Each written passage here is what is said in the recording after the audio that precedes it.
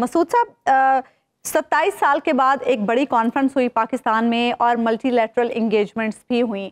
آپ کیا سمجھتے ہیں فوری طور پر ہمیں اس کے کیا اثرات نظر آئیں گے؟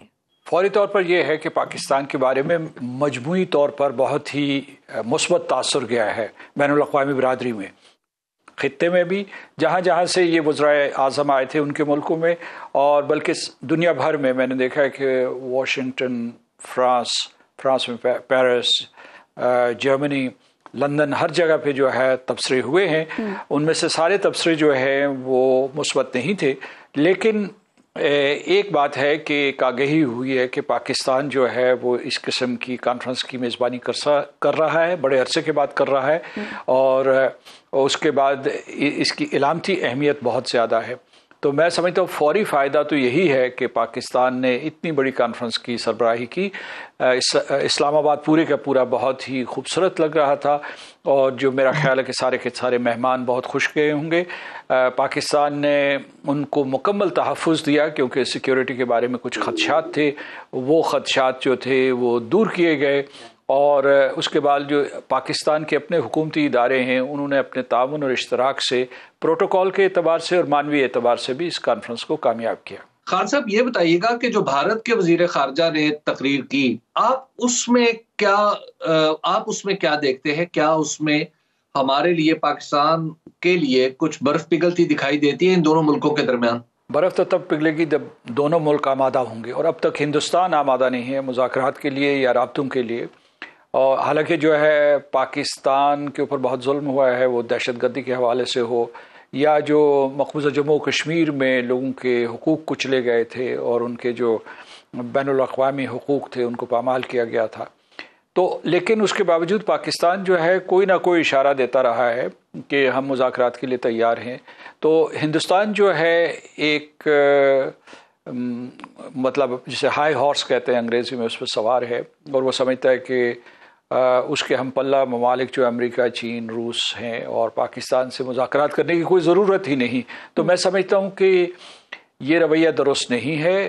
اس مرتبہ نسبتاً میں یہ کہوں گا کہ جے شنکر کا لب و لہجہ مثبت تھا، اور اس میں ویسے تو دو طرفہ مذاکرات کے سلسلے میں کوئی اشارہ ہمیں نہیں ملا، بلکہ وہ آنے سے پہلے کہہ گئے تھے کہ وہاں دلی میں انہوں نے کہا کہ وہ دو طرفہ مذاکرات یا معاملات نہیں چھیڑیں گے یہاں.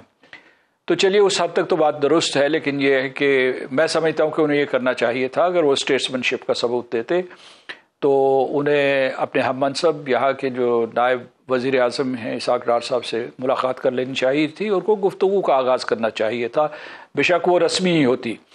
تو مجموعی طور پر جو ہے میرا خیال ہے کہ اس میں وہ صورتحال پیدا نہیں ہوئی، ویسی تلخیاں پیدا نہیں ہوتی جو عام طور پر پاکستان اور ہندوستان کے وزرائے خارجہ کے درمیان یا وزرائے اعظم کے درمیان ہو جاتی ہے.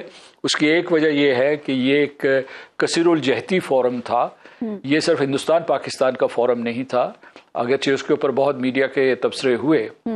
مسعود خان صاحب، آج ہمارے وزیر اعظم نے ایک بات کہی جب انہوں نے تقریر کا آغاز کیا، تو انہوں نے کہا کہ افغانستان کی سرزمین کسی کے خلاف دہشت گردی کے لیے یا کسی کارروائی کے لیے استعمال نہیں ہونی چاہیے. جبکہ ہم نے افغانستان کو اس دفعہ دعوت بھی نہیں دی، ان کو مبصر کے طور پہ بھی شریک ہونے کے لیے نہیں بلایا. تو کیا ایسی کیفیت میں آپ سمجھتے ہیں کہ ہمارے وزیر اعظم کو یہ بات کرنی چاہیے تھی؟ یہ ہمارا مسلسل مکالمہ ہے افغان قیادت کے ساتھ، جو 2021 کے بعد بھی جب افغان طالبان برسر اقتدار آئے ہیں تو پاکستان ان کا سب سے بڑا وکیل رہا ہے مغربی ممالک کے ساتھ، خطے کے ممالک کے ساتھ، کہ ان کو تسلیم کیا جائے، اکٹھے تسلیم کیا جائے. یہ نہ ہو کہ صرف پاکستان، سعودی عرب اور امارات جو ہے اسے تسلیم کریں، جیسے پہلے انہوں نے طالبان کی حکومت کو کیا تھا. اس کے بعد جو ہے پاکستان اقوام متحدہ ہو یا دوسری جگہیں ہوں، وہاں مسلسل یہ کہتا رہا ہے کہ ان کی ہیومینیٹیرین مدد کی جائے جو کسی طریقے سے، اور پاکستان کی کوششوں کی وجہ سے وہ ہیومینیٹیرین مدد یہاں پہنچ رہی ہے.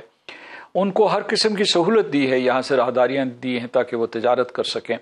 افغان ہمارے بھائی ہیں اور وہ ہمارا برادر ملک ہے. تو میں سمجھتا ہوں کہ پاکستان کی بڑی کاوش ہے، لیکن اگر وہاں سے आइसिस या जो तहरीक तालिबान पाकिस्तान यहाँ पाकिस्तान को निशाना बनाती हैं, यहाँ हमारे सिविलियंस को मारती हैं, यहाँ हमारे फ़ौजियों को शहीद करती हैं, तो ये एक मुतालबा बनता है अफ़गानिस्तान से।